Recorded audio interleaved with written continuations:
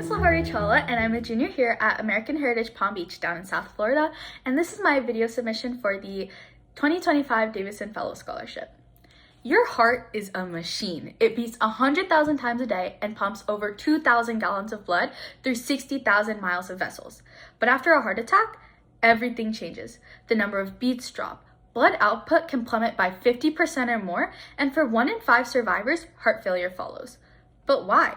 Because once a cardiomyocyte dies, it's gone. It doesn't come back. What replaces them is known as fibrotic tissue or scar tissue, and this leaves the heart much weaker, and it struggles to do the job that it once did effortlessly. And it's not just cardiomyocytes that die in a post-MI environment, it's cardiomyocytes that just die completely after any sort of trauma. And here's the thing, we currently have no proper way to fix this, and once the damage is done, it's permanent. Or so we thought. Scientists have been chasing one question for decades. Can we successfully regenerate cells? Can we help the heart heal itself?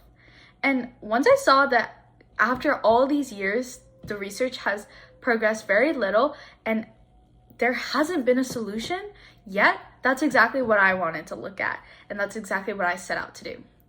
Last year, I worked with invertebrate models in Alzheimer's disease, and while I loved neuro and I loved working with my C. elegans, and it was so fascinating, what really captivated me were people working at the cellular level.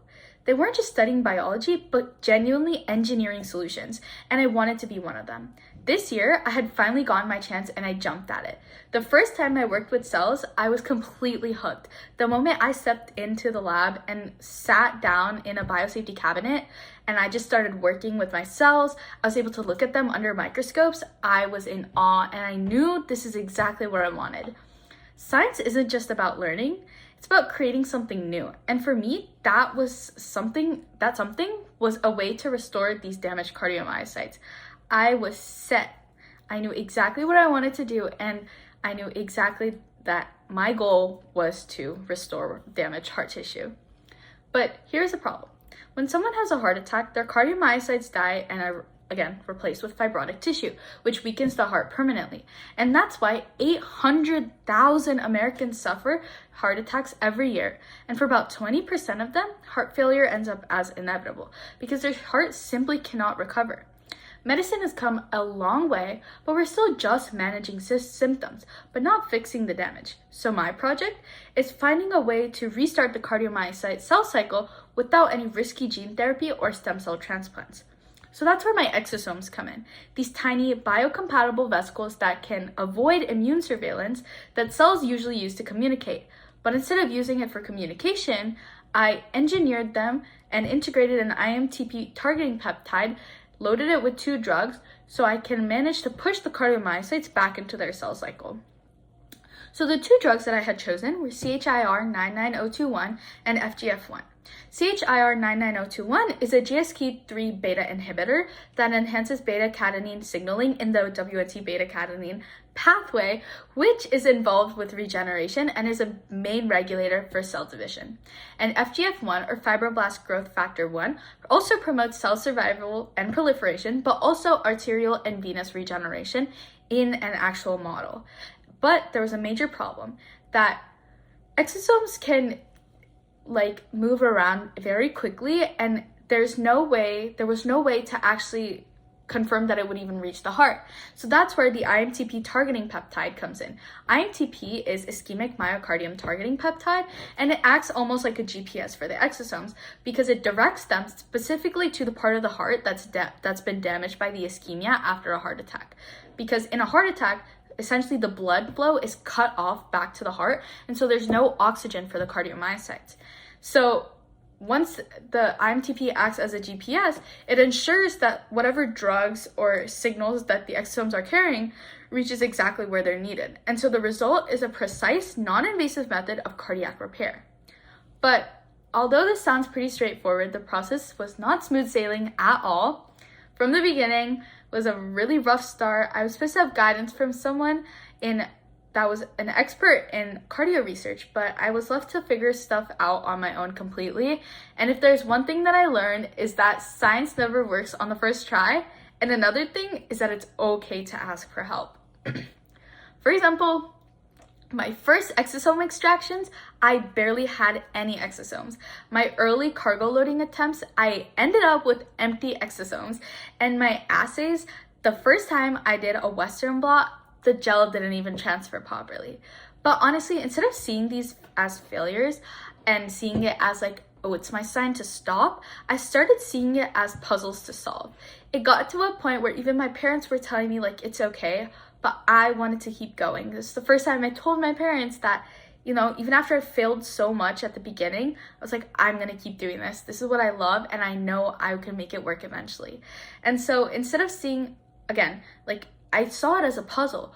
What in my protocols can I change? What can I do to optimize my methods so that it works the best, is the most efficient, and comes up with results that are proper and that I can actually analyze? And somewhere in the middle of all that troubleshooting, I really realized that I loved this. I loved working in the lab, coming up with new methods, and solving my own problems. After spending hundreds of hours in the lab, it essentially became my second home. The lab supervisor became my second mom at this point, and just problem solving with my research turned into my biggest obsession. I just loved the lab, the environment I was in, the people I was around. And at that point, I wasn't just running experiments, I was learning how to think like a scientist, to problem solve by myself, to figure out, use my knowledge and use my resources to solve the issues that I was coming across, and to not and never ever just give up. But again, this project isn't about me, it's about the millions of people that die because of heart disease. If this exosome therapy successfully works in the future again, it could transform how we treat heart disease, by not just slowing the damage, but actually managing to reverse it. And again, this isn't just about cardiology. Exosome-based delivery systems could apply to things like neurodegenerative diseases, muscle repair, or even targeted cancer therapy in place of things like nanoparticles or other synthesized molecules that are not your own bodies. And this isn't just like one experiment. It's part of a whole thing and a whole movement where you use your body's own products, biological products, to help treat the body's ailments. And you know, what excites me the most about this whole like concept isn't just the science, it's the fact that I have the potential to inspire others like I've been inspired. I've been so lucky to learn from scientists who push the limits of what's possible and who really taught me to be resilient and to keep working towards my goal no matter what other people say. And I want to do the same for others. I want to be a person that other students look up to and are like, wow, I can do it. It's not just about my age or my level of knowledge. I can do it. And I don't just want to study medicine. I want to push the boundaries. I want to change it. And I want to challenge what people think is currently impossible and find a solution that doesn't just exist in theory, but actually makes a real difference. I want to find the group of people that share the same goals, hopes, and aspirations as me to help people, to translate the lab results into clinical application, and to just combine everything to make the patient's life the best it could be. And this isn't just my last step. This is my first step in life. Science to me isn't just about making the discoveries, but it's about using those discoveries to make an impact. Every single thing that you do can make an impact, no matter how small or little. And I know this is just the beginning for me. So thank you so much for listening to my journey, and I hope that you learned something new out of it. I can't wait to see where this research leads next. And again, thank you so much for listening to this project that has made me so happy and just I'm so proud of. Thank you so much.